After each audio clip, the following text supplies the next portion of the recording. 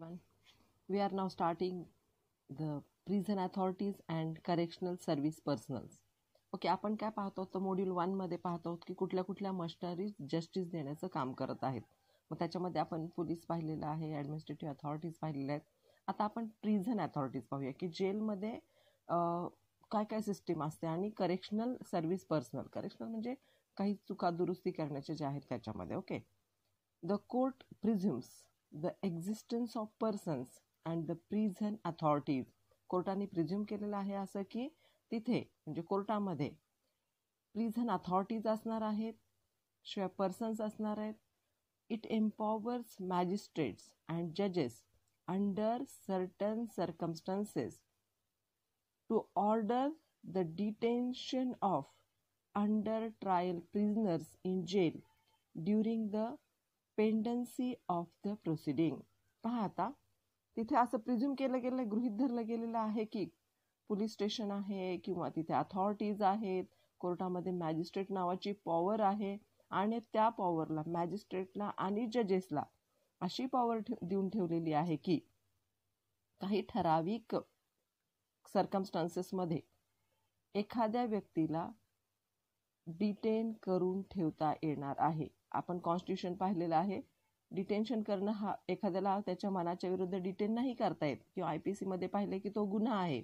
पण इथे डिटेन्शनची काय सांगितलेलं आहे, गरज आहे तर अंडर ट्रायल जे प्रिझनर्स आहेत म्हणजे ज्यांची ट्रायल चालू आहे अशा प्रिझनर्सला जेलमध्ये ठेवता येणार आहे. कधी? In the pendency of the proceeding. ज्यावेळेस प्रोसिडिंगची पेंडन्सी चालू असेल त्यावेळेस त्यांना जेलमध्ये ठेवणं अथॉरिटी दिलेली आहे, अलाउड आहे in under certain circumstances. Okay, it also empowers the courts to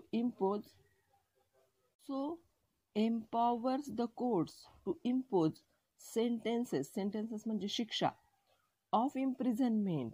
कधी? On convicted persons. जेव्हा कन्व्हिक्टेड पर्सन्स होतील, त्यांच्यावरचा गुन्हा सिद्ध होईल, तेव्हा कोर्टाला काय अथॉरिटी दिली की तुम्ही त्याला शिक्षा देऊ शकता.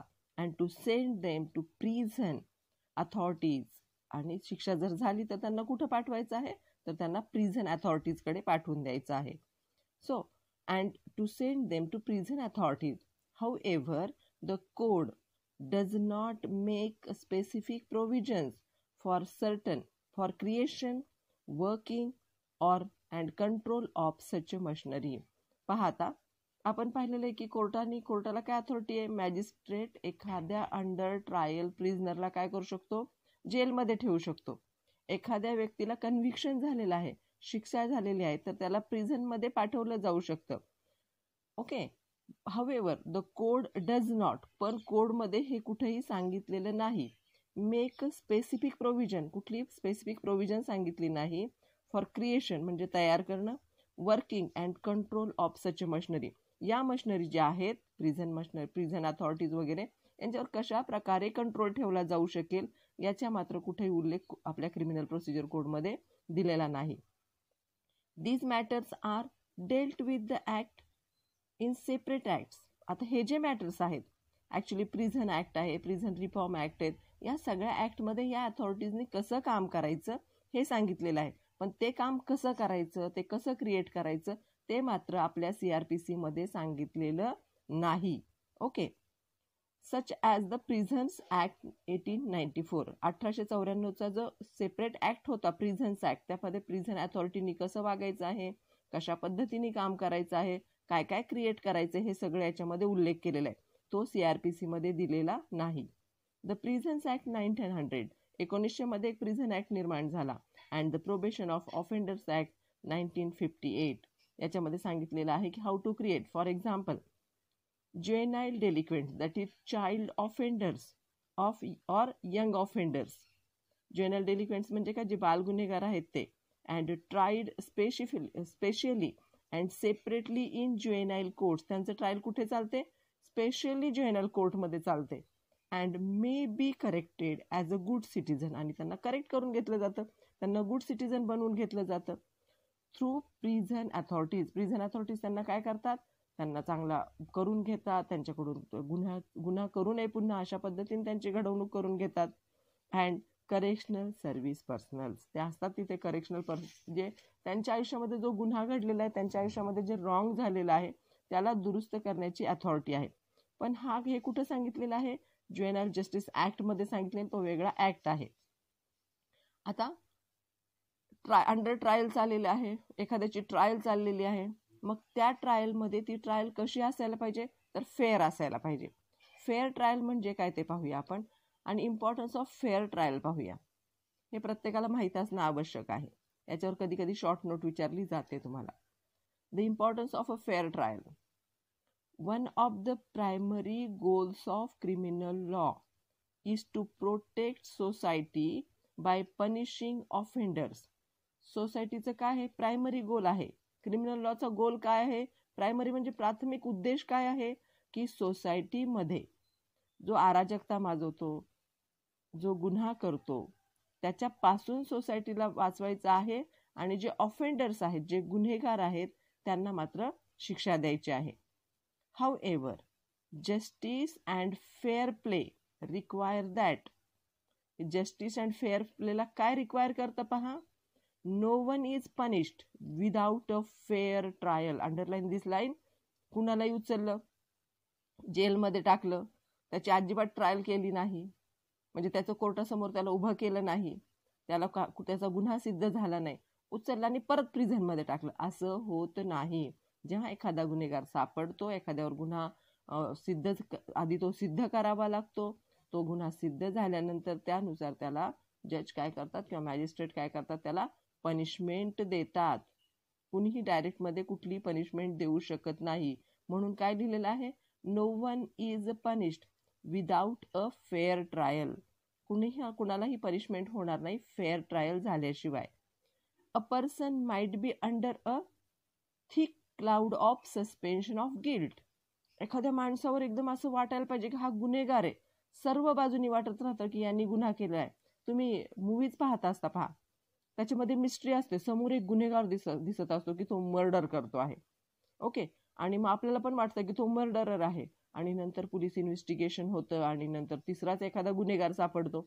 सो ज्या व्यक्तीवर आपण गुन्हेगार म्हणून आपण त्याला पकडलेलं आहे, ज्याच्यावर क्लाउड्स आहेत, ज्याच्यावर असं ढग दाटून आलेले आहेत की बाबा हाच गुन्हेगार आहे, तो मात्र गुन्हेगार निघत नाही. हे असं बऱ्याच वेळा होतं. म्हणून पहा, person might be under the thick cloud of suspicion of guilt. तो सस्पिशन ऑफ गिल्ट म्हणजे काय? त्याच्यावर वाद हे आहे, त्याला सस्पेक्टेडच आहे तो की तो गुन्हेगार आहे म्हणून. He might have been caught red handed.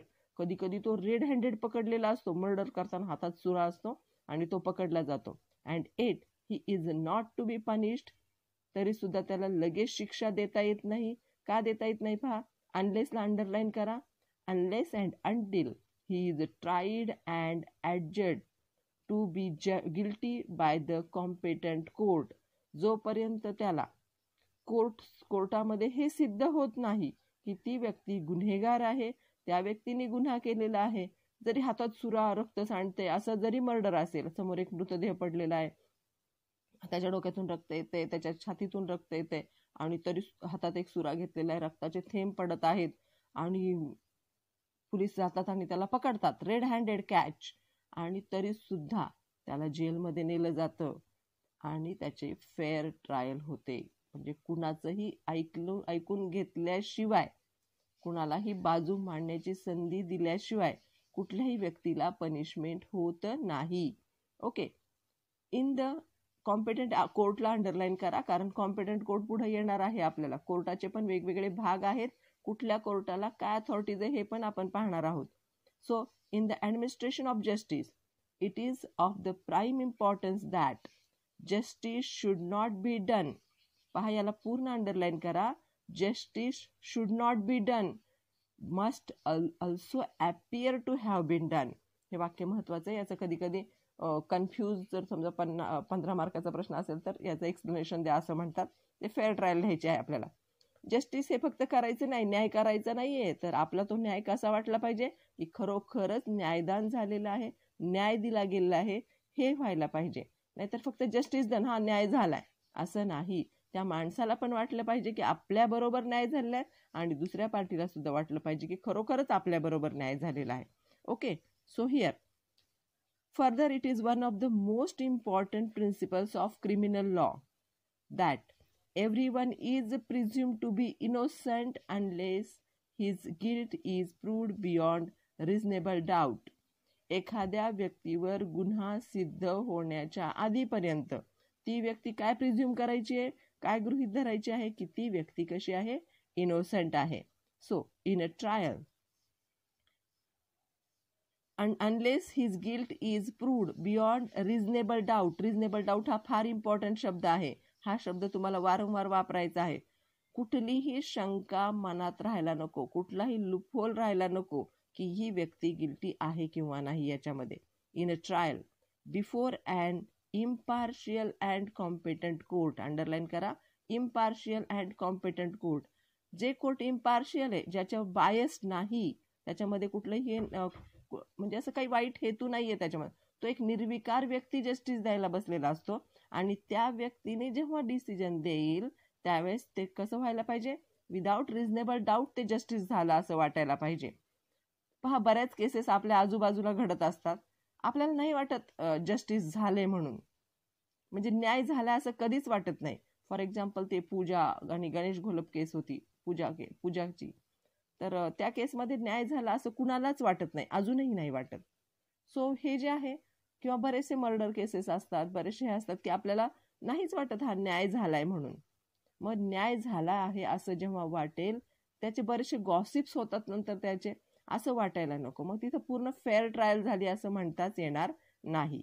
Okay, so therefore it becomes absolutely necessary that every person accused of a crime is brought before the court for trial and that all the evidence appearing against him is made available to the court for deciding as to his guilt or innocence. पहा, याच्यासाठीच काय provision केलेले आहे, CRPC काय सांगतं, सगळे evidences आहेत. आता तुम्ही इव्हिडन्स ऍक्ट शिकलेला आहात, नीट आहात ना.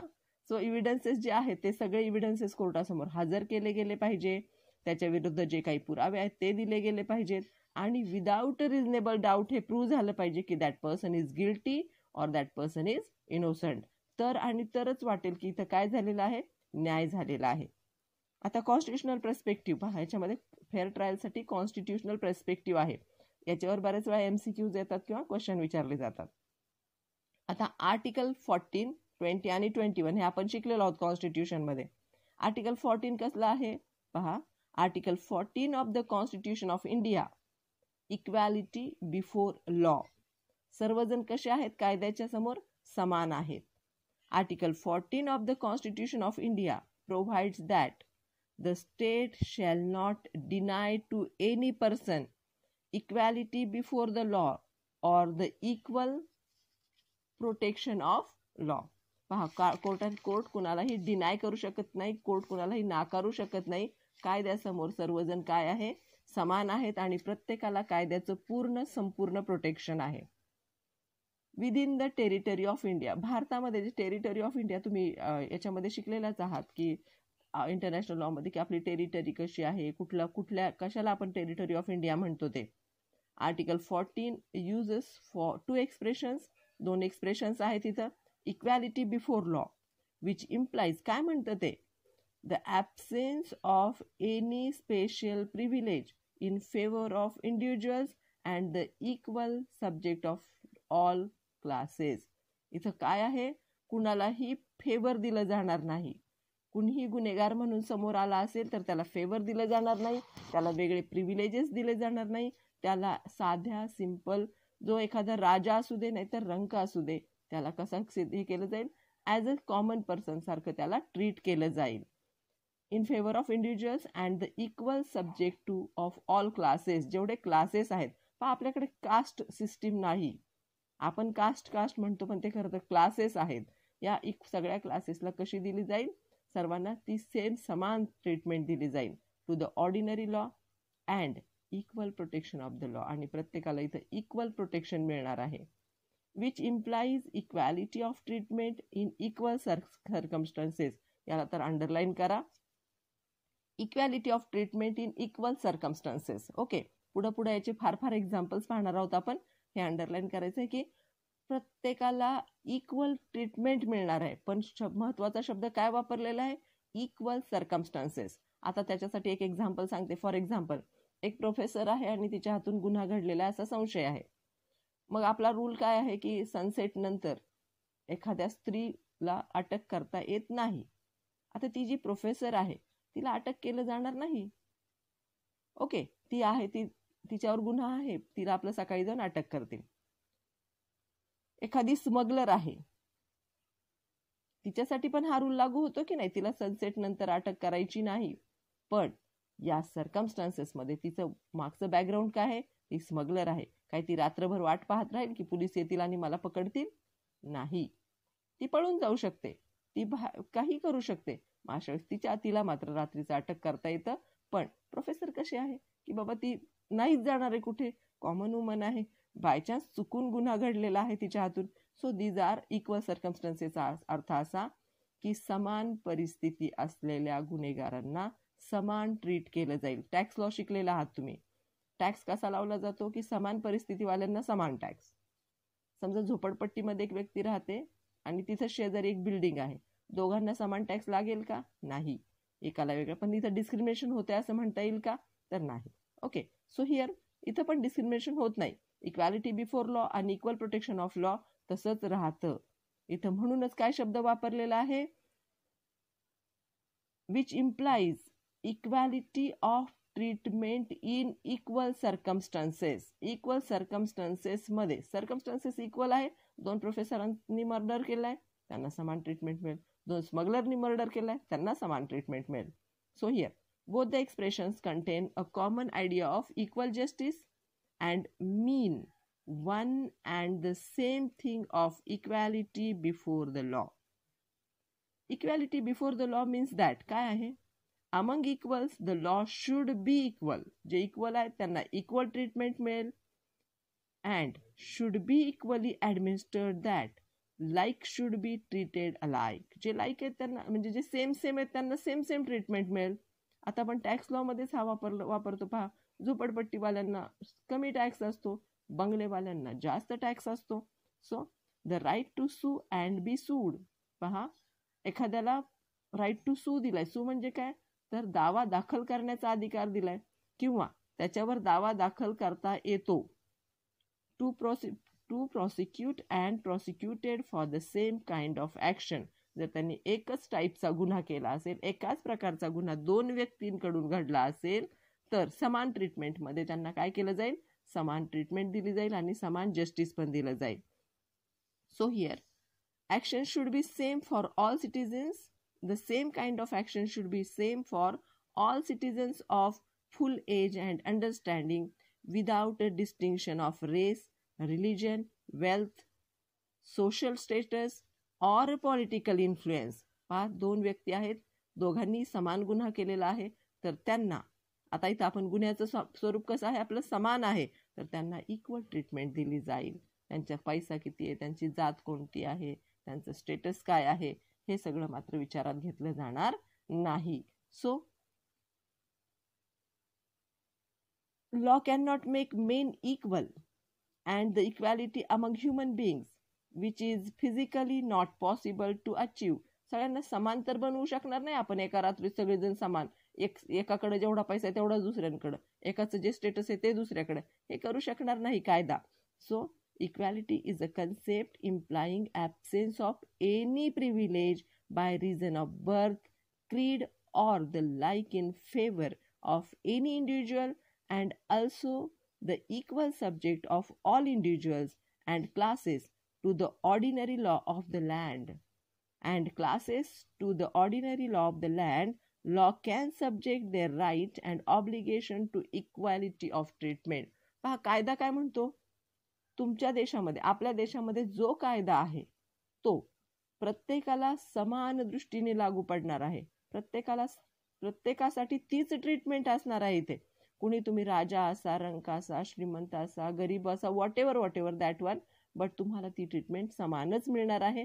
तुम्हाला त्या समान ट्रीटमेंटनुसारच कायदा हे करणार आहे, तुम्हाला शिक्षा दिली जाणार आहे किंवा तुम्ही इनोसंट साबित होणार आहात. याला म्हणतात फेअर ट्रायल, आणि हे आहे आर्टिकल 14.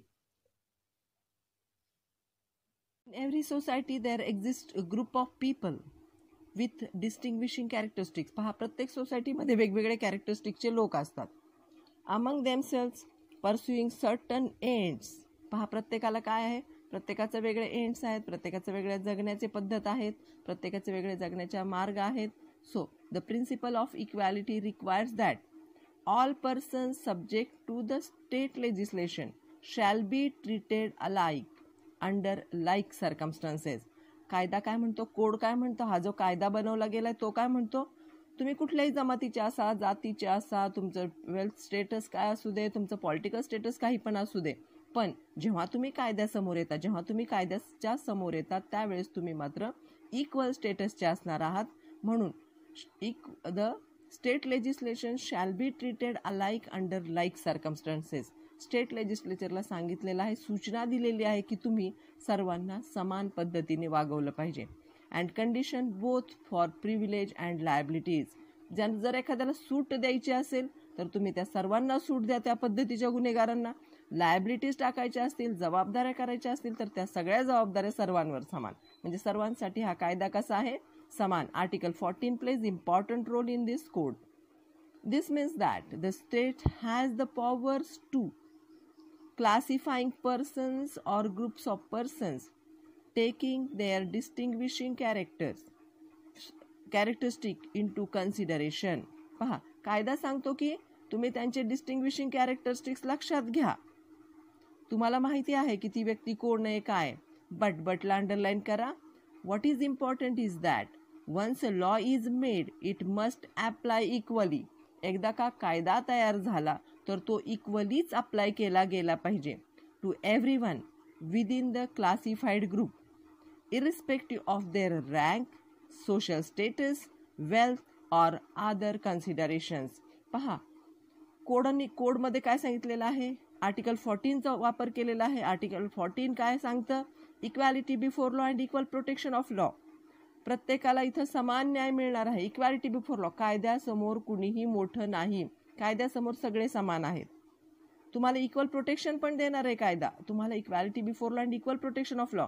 मग स्टेट लेजिस्लेचरनी काय करायचं आहे तर प्रत्येकाचे सर्कमस्टन्सेस पाहायचे आहेत, परिस्थिती पाहायची आणि त्यानुसार त्याला कायदा प्रोव्हाइड करायचा आहे. Okay, so the protection of article 14 पाहूया आता आपण. The protection of article 14 extend to both citizens and non citizen. Underline करा. And the natural person as well as the legal persons. तुम्ही आर्टिकल 14 शिकलेला आहात कॉन्स्टिट्यूशनमध्ये. Such as company, association or body of individuals. The equality before the law is guaranteed to all without regard to race, color or nationality. हे तर आपण शिकलेलो आहोत. Article 14 सगळ्यांना अप्लाय होतं, पण त्याला एक्सेप्शन्स दिलेले आहेत. पहा काय, the rule of equality is not an absolute rule and there are number of exceptions to it. ते पण आपण पाहिलेले आहेत. फॉर एक्झाम्पल पहा, फॉरेन डिप्लोमॅट्स असतात, are immune from the jurisdiction of the court. आपल्या ज्युरिस्डिक्शनमध्ये त्यांच्या केसेस चालत नाही. फॉर एक्झाम्पल, फॉरेन माणसाकडून, डिप्लोमॅटकडून एखादा गुन्हा घडलेला आहे तर त्याची केस आपल्या कोर्टात चालत नाही, त्याची केस त्याच्या कोर्टात चालते. Article 361 immune president. आपल्या याच्यामध्ये इम्युनेशन काय दिलंय, आर्टिकल 361. तुम्हाला माहिती आहे की इम्युन म्हणजे काय, सूट दिलेली आहे. President, governors of India, they are not answerable. ते आन्सरेबल नाहीत to any court for exercise and performance of their powers and duties. हे लोक त्यांनी केलेल्या कृत्याबद्दल, कामावर असताना, फक्त पदावर असताना, कामासंबंधी बोलताय तिथं, फक्त ते कामावर असताना ते आन्सरेबल नाहीत. त्यांनी कुठलंही डिसिजन दिलेला असेल तरी पण. ओके, पण ते कामावर नाहीत, ड्युटीवर नाहीत आणि त्यांनी जर गुन्हा केला तर त्यांना पण काय केलं जाईल, कॉमन ट्रीटमेंट दिली जाईल. The laws made by the state for implementing the directive principle contained in Clause B or Clause C of Article 39 cannot be challenged on the ground that they are violative of Article 14 and they are thus exception to Article 14. पहा, काही कायदे आहेत, directive principles आहेत. Directive principles आठवतात ना, कॉन्स्टिट्यूशननी आपल्या स्टेटला काही सूचना दिलेल्या आहेत व्यक्तींच्या भल्यासाठी. फॉर एक्झाम्पल की बाबा प्रत्येकाला एम्प्लॉयमेंट दिला जावा, याचा अर्थ प्रत्येक व्यक्तीला स्टेट नोकरी देऊ शकतं का? तर नाही देऊ शकत. आणि स्टेटनी नोकरी दिली नाही म्हणून आपण कोर्टात जाऊ शकतो का? तर नाही जाऊ शकत. म्हणजे हे काय आर्टिकल 14ला एक्सेप्शन आहे. Article 14 permits classification but prohibit class legislation. Article 14नी काय केलंय? क्लासिफिकेशन परमिट केलंय, पण क्लास वाईज लेजिस्लेशन नाही. क्लास वाईज कायदे वेगवेगळे नाहीत आपल्याकडे. So is that which makes and impose improper discrimination by conferring particular privilege upon a class of persons arbitrarily. कोणावरही जाचक अत्याचार होईल असे कुठलेही कायदे आपल्याकडे अस्तित्वात नाहीत. Thus Article 14 does not forbid reasonable classification. Forbid म्हणजे मनाई करणं. आर्टिकल 14 जे आहे ते रिझनेबल क्लासिफिकेशनला मनाई करत नाही. Object and transaction by the legislature for the purpose of achieving specific ends, but classification must not be arbitrarily, artificial or evasive.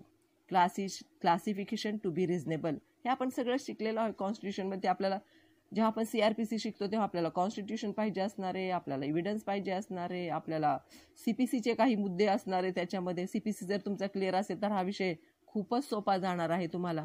फक्त तुम्हाला इथे समजून घ्यायची. आपण एक प्रोसिजर पाहतो आहोत. आर्टिकल 14 कसं वापरलं जातं ते पाहणार आहोत. सो इथं स्पेसिफिक एंड गाठायचं आहे आपल्याला, जस्टिस द्यायचं आहे आपल्या लोकांना, पण त्याच्यासाठी आपण रिझनेबल क्लासिफिकेशन करू शकतो, पण क्लास वाईज लेजिस्लेशन करू शकत नाही. लेजिस्लेशन म्हणजे काय? कायदे वेगवेगळे क्लास बनवले, त्यांच्यासाठी वेगवेगळे कायदे आहेत का आपल्याकडे? नाही. we have only one book, that is constitution, and we have the laws, that is Indian laws. Okay, so the classification must be found on an intelligible differentia which distinguishes persons or things that are grouped together from other left out of the group, and the differentia must have a rational relation to the object sought to be achieved by the act. पहा इथं काय केलेलं आहे? Classification कसं असायला पाहिजे? Classification allowed आहे. मी मगाशीच सांगितलं की टॅक्स लॉसाठी क्लासिफिकेशन केलं गेलंय, त्याला आपण म्हणू शकतो का हे चुकीचं आहे? झोपडीत राहतात लोक, एका वेळेस जेवण जेवत नाही, त्यांना खायला मिळत नाही, त्यांना कष्ट केल्याशिवाय पर्याय नसतो. तेच त्यांच्या शेजारी एक बंगला असतो, तिथलं अन्न फेकलं जातं, त्यांच्याकडे खूप पैसा असतो, कार असते, मग दोघांना समान कायदा लागू करता येईल का? तर नाही. आर्टिकल 14 तेच सांगते की तुम्ही क्लासिफिकेशन अलाउड आहे, but it must be reasonable. Classification should be there. Okay, याच्यानंतर आपण याच्या केसेस पाहूया. तोपर्यंत थँक्यू.